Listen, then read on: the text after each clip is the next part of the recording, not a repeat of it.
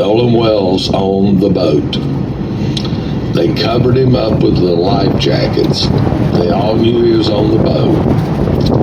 They just laid him on the back of the boat and got towed in part of the way. Then they got their boat running and they got on in. And when they got in, they couldn't figure out where they were going to put him or what they were going to do. So they dropped everybody off. Then they went back out to the island that the GPS doesn't show, but they did because they disconnected it. Nope.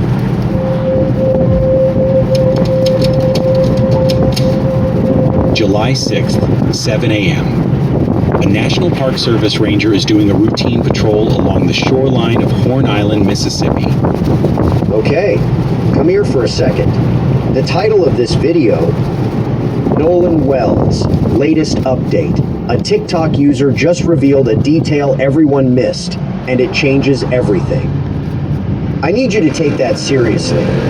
Not because it sounds dramatic, but because what follows that title is one of the most detailed, evidence-driven breakdowns of this case you are going to find anywhere.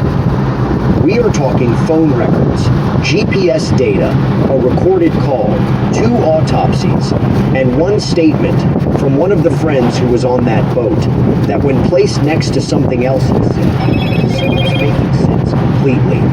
So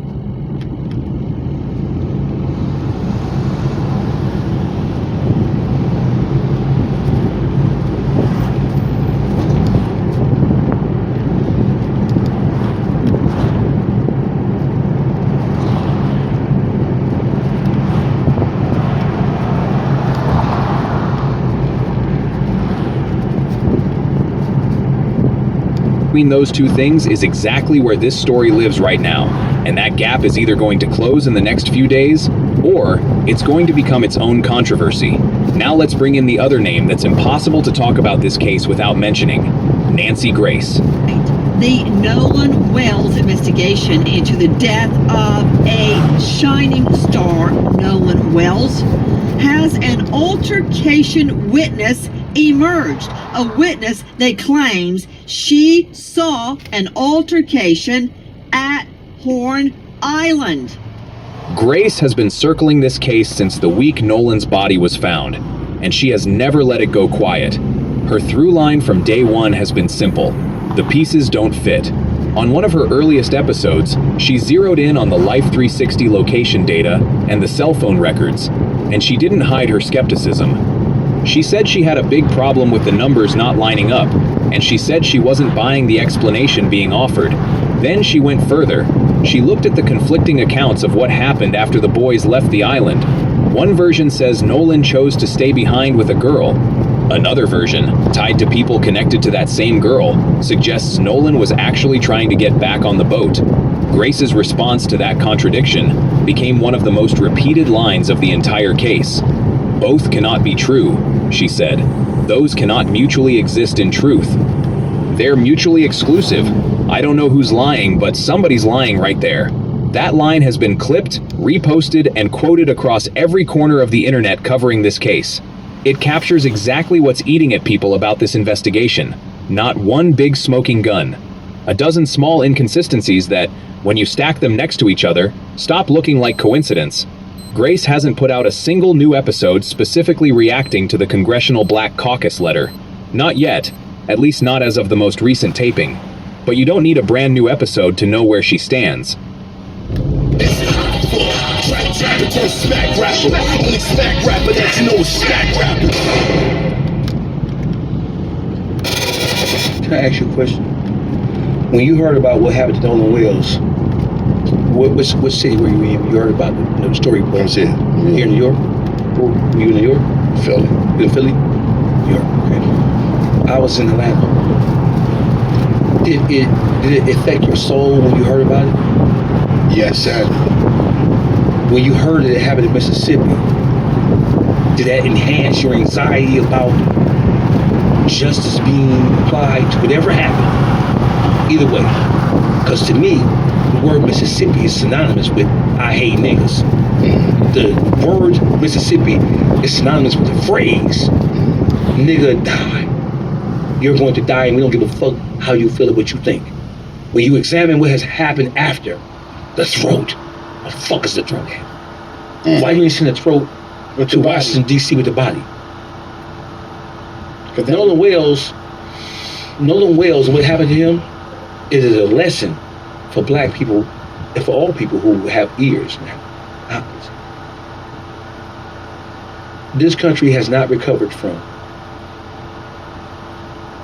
the mentality that some people are better than other people based on the color of their skin and nothing else. And so when we talk about matters and issues of race, white people have tried to commandeer the whole phrase black exhaustion or black fatigue. The term black fatigue was created by a black woman. Right. But white people, they use it more than anybody now. Like, we're tired of you niggas complaining about racism. We're tired of you niggas kill each other. Or y'all blaming us, we're tired of hearing that. But that's not what where the term came from. Black fatigue is black people, by and large, not all of us, but those of us who are somewhat conscious, we are tired of having to explain to you that the shit you're doing is racist and why it's racist. We're tired of having to explain and articulate examples from history and from here. We're tired of that shit. Most white people who are under 40, they don't have a clue about what happened when chattel slavery in this country. Most black people, we don't know either. Most white people, they be like, well, I can't do it to you. You don't understand the advantage that you have based on this system. You don't understand how you were able to benefit even now. Even poor white people don't understand because they're poor. So they're looking like, I'm fucked up like you. No, motherfucker. You can never be like me. Never. Not gonna lie. I have no mercy for a poor white man. Langston Hughes. I have no mercy. Like, So here's my suggestion. Hey, black men, fuck every white bitch that you come across.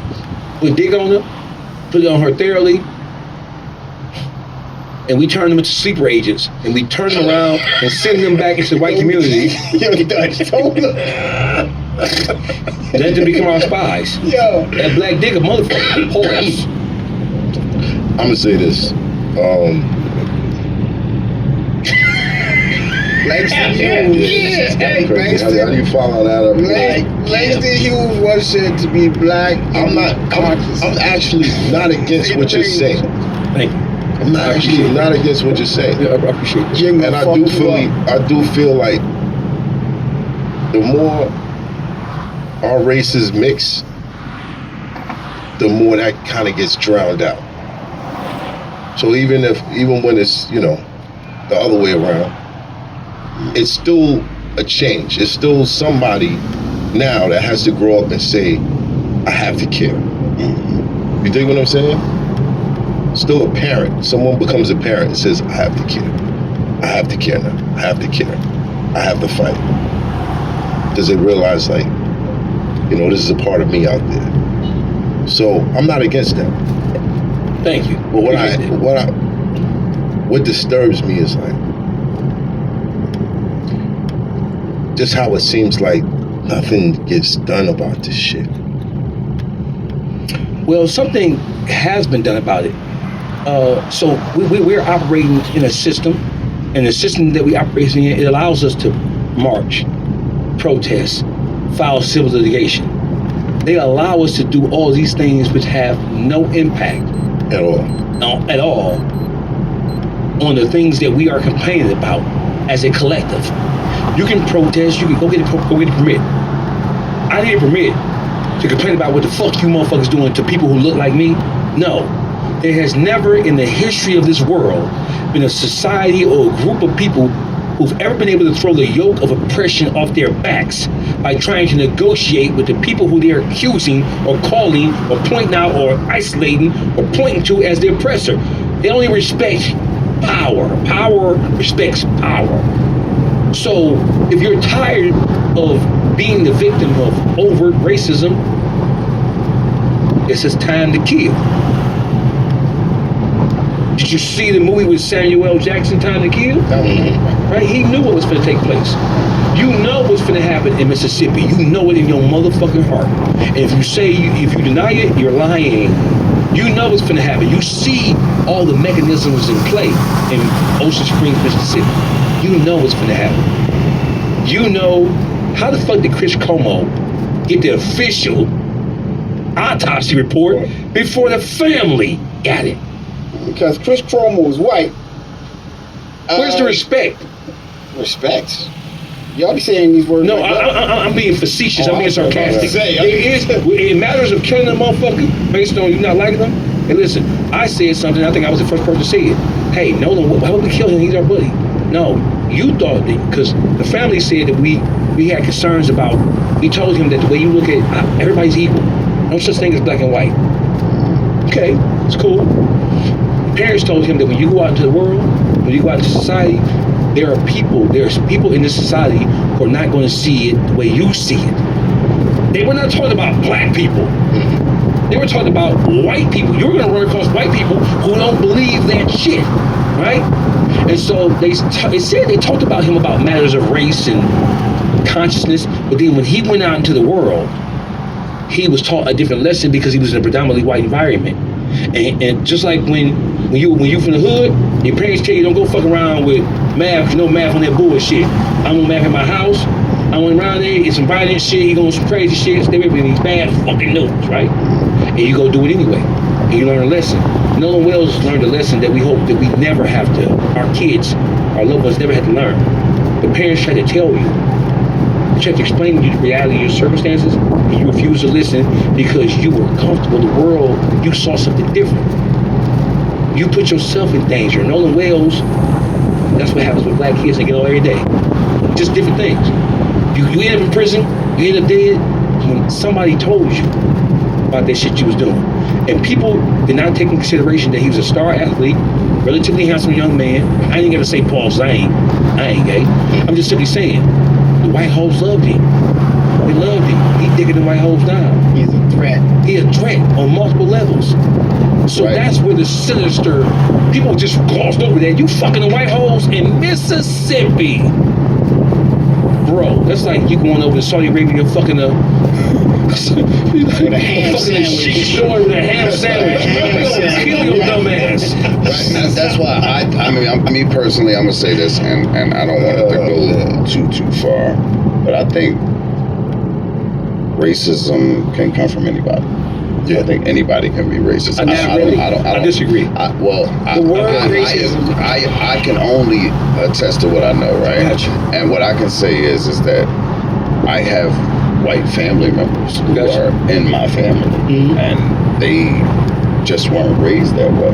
You know what I'm saying? Like they don't see. I'm racist. I don't like niggas. I don't like certain niggas, right? You're biased. Right. It might be big. I just said that's still racist, though, right? It's like they're all different words. It's not racism. Racism is a belief that you are better than somebody simply. Oh, I'm damn sure racist. Okay, so watch this. Let's go to part one. Not based on his skin color. So watch this. So watch this, right? So listen. So let me make a correction about that. Right? I love you. You're my brother. Watch this. So racism is not just, or not only the belief that you are superior to somebody solely based on the color of their skin. Racism is a verb. It's an action word. Racism means to use your power and influence to deny somebody access to something based on the color of their skin alone.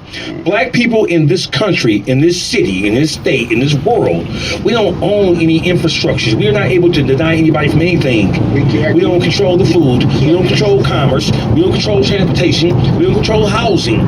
Right? Donald Trump was sued and he lost for redlining his property and disallowing black people to live there. Right? We don't own and we don't control the systems that will. Racism is a word that describes an action. I'm going to stop you from something, from experiencing something because I think I'm better than you because you're black and I don't think you qualify for it. That is the quintessential example of racism. So you might be biased, like I don't like light-skinned niggas. You light-skinned. Right. Nigga, you can't fight, nigga. You know what I'm saying? You grew up in an environment where it's a color class, right? All light skin. How many niggas you had to do something to because niggas tried to play you close, you light skin? Man, I'm still.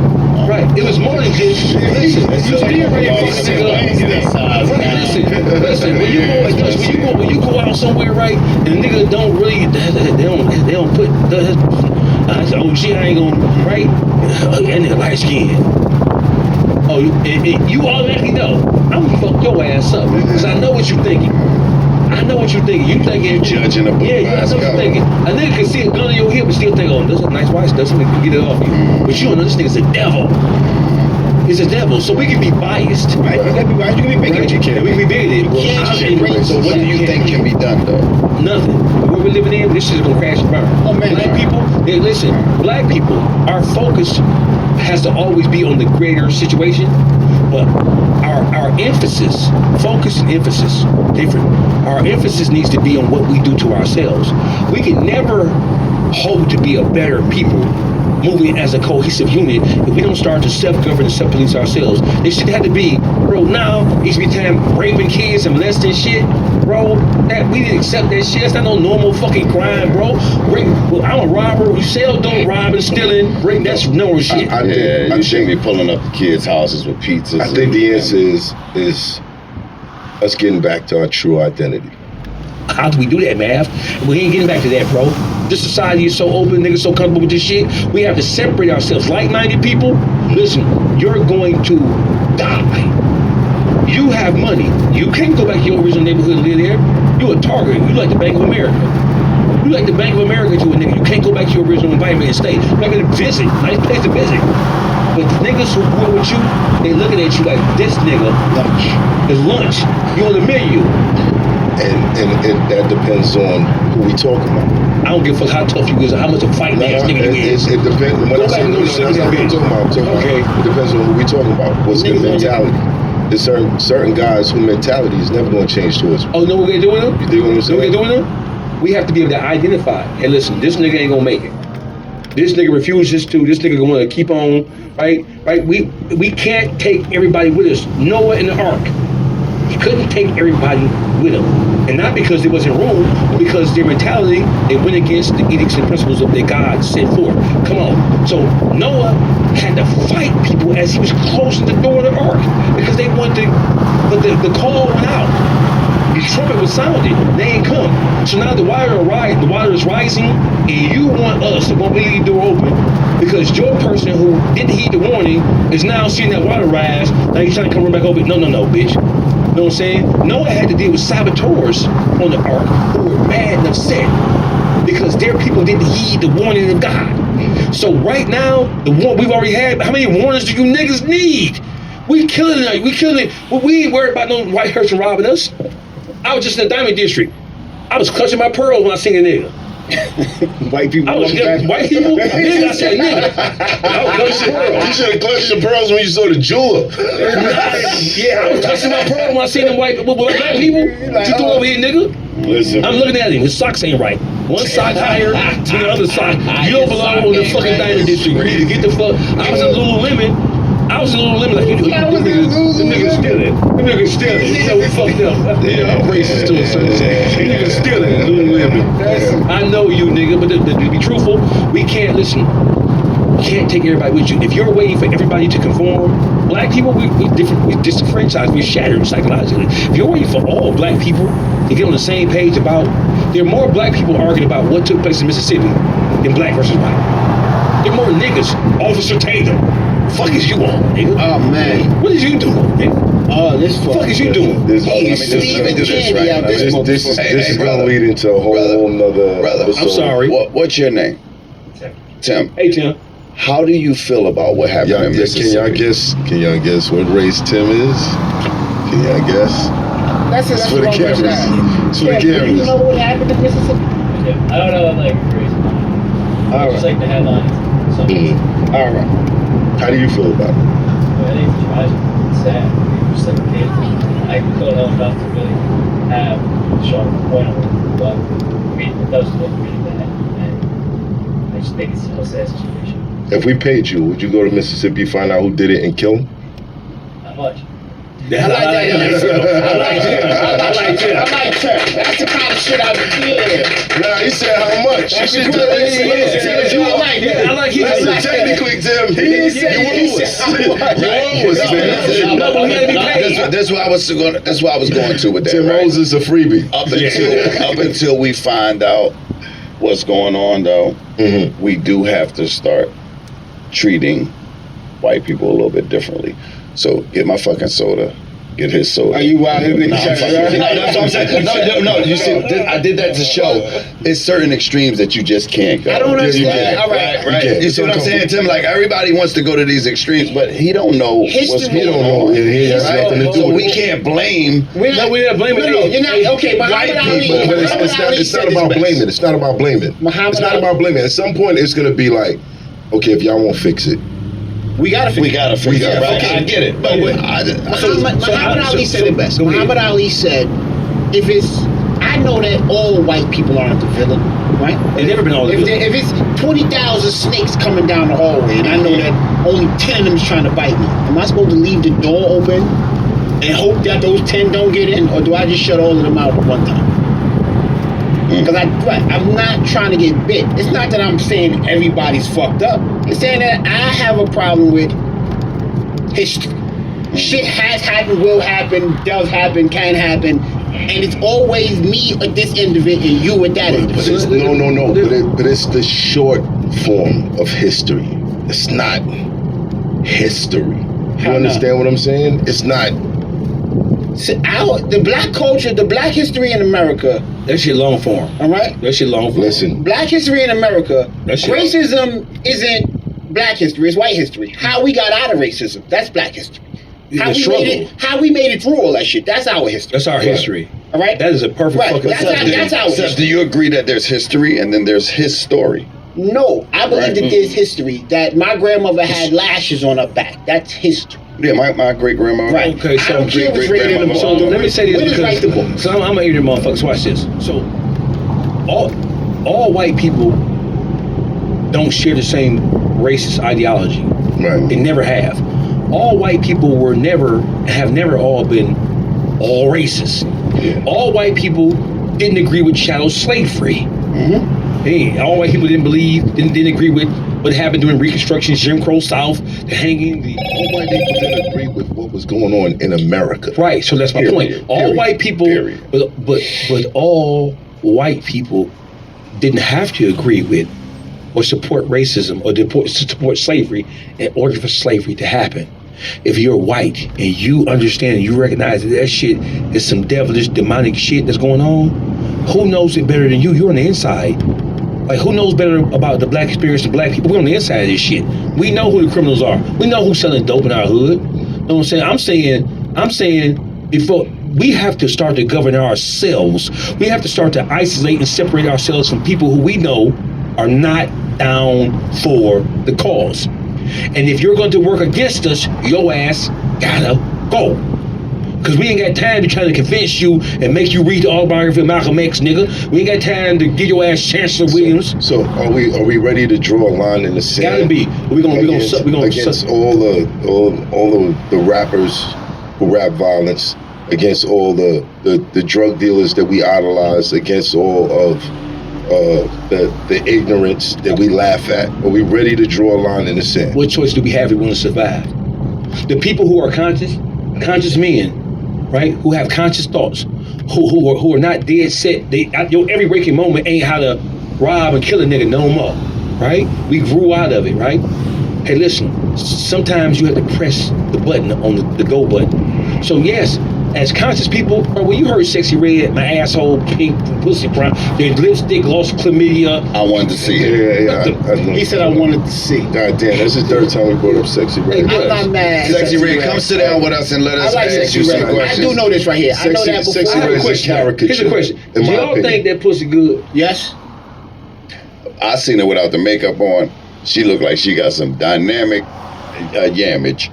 I do. I think if you can make a ballad about it, the ass gotta be You okay. think the pussy good? Listen, if you can sing about it, it might be alright. I think it's good. Last time they were singing about pussy was the Do Temptation. you think Sexy Red got a good hit on her? Mentally? No, fuck no. We know she's dead mentally. No, we can't say. I can't say that. Okay, See, I know that. I think she's a caricature She's of what? of Of her black self? Of the black environment we live in? Yeah. And then you're a danger to the black community as a whole. When you've allowed yourself to be turned into that, and they're using you for that. We just talked about how the system took hip hop and and that's the issue. For Yeah, but you gotta turn, you know, I'm gonna have to answer the question. before you can be Malcolm X, you gotta be Malcolm Red. You gotta be Malcolm Little. You know what I'm saying? You can't. I can't lie. Sexy Red is beautiful. You got before you can be Malcolm X, you gotta be Malcolm Little. I ain't mad at it. She got that I'm not real saying- What you say? Sexy Red about hair the real. No, I'm saying that. She got that real hair. If you live in this- if remember you when live she in take America, that wig off, Sexy Red. Sexy Red about to go kill it? No, if you live in America, you will with cops and robbing, drowning. we losing control. We losing control. What? She was saying. Say it again. Say it again. I dare you. Her hair, I dare you. when she take that wig off, her hair real. She take that makeup off. She look alright, man. Is in it? Man, look here. Hey, sexy. Get them sexy. Drugs in America. Get them sexy. Drugs in America is real.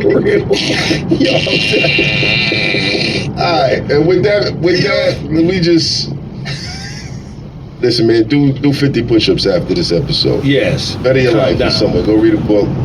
You know what I mean? We making jokes and we talking about a lot of random shit, but I want you to really pay attention to the things that really made you feel something, because it means that there's something that you need to do. There's a calling there. So whatever you heard during this episode, whatever kind of, there's something that you need to do. And I think we all need to just figure out what our part is and do that. All right? And whatever happens, don't tear up our own community. Trying to. Crown Heights is not my community. No, I'm just saying, like, burn that shit down. do that so Listen, we get man. the looting and tearing up our own community. Listen. This New York City, we don't own nothing. Burn this bitch down. We own the shit. Man, LeBron is at the Sixers. I'll holler at y'all. This is for trying to test smack rapper. Only smack rapper that's no smack rapper.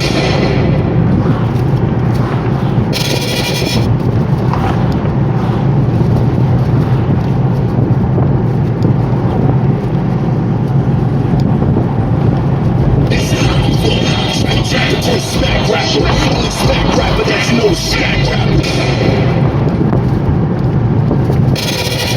Why do you think Wagner Andrews is a federal agent? Look at everything he's done. We now see when it comes to the whole Big U situation, everything is surrounded by Big U. I'm gonna give you 3 or 4 examples, and you tell me where I may be off. Right? One, see what Wagner is. I call him an evil genius because he's able to take people who are angry and upset at other people. He's able to take that anger and manipulate it against the person who he doesn't like himself. Loose Cannon, for example. We saw 4 or 5 different occasions where Loose Cannon went on No Jumper and implicated himself. Right? Loose Cannon is locked up right now because he told stories about criminal activity that had to do with Big U, and the stupid ass nigga forgot that he was there and he was involved with it. Like, for example, and then when you, so let me ask you a question. So why do I think that? Right? I'm going to be unbiased. I'm going to remove myself from my body. I'm going to come down. I'm Gabe. I'm Jabri. Right? So they sealed the autopsy. They missed the deadline. And a federal judge just called it a pattern. There is a phone sitting somewhere in Mississippi right now that 2 legal teams agreed in writing to examine together. There is a set of tissue samples cut from a young man's throat during an autopsy weeks ago that an independent pathologist has formally requested and still cannot touch. There is a boat that moved through 3 different waterways for 3 straight hours after it came back from an island without the one passenger who mattered most, and not a single government agency has ever explained why. And there is a district attorney who finally, after weeks of silence, decided to speak. What she said was polished. What she said was careful. What she said was, in the strictest legal sense, entirely proper. What she said also answered none of that. Tonight we are going to walk through every single piece of this, in order, without flinching,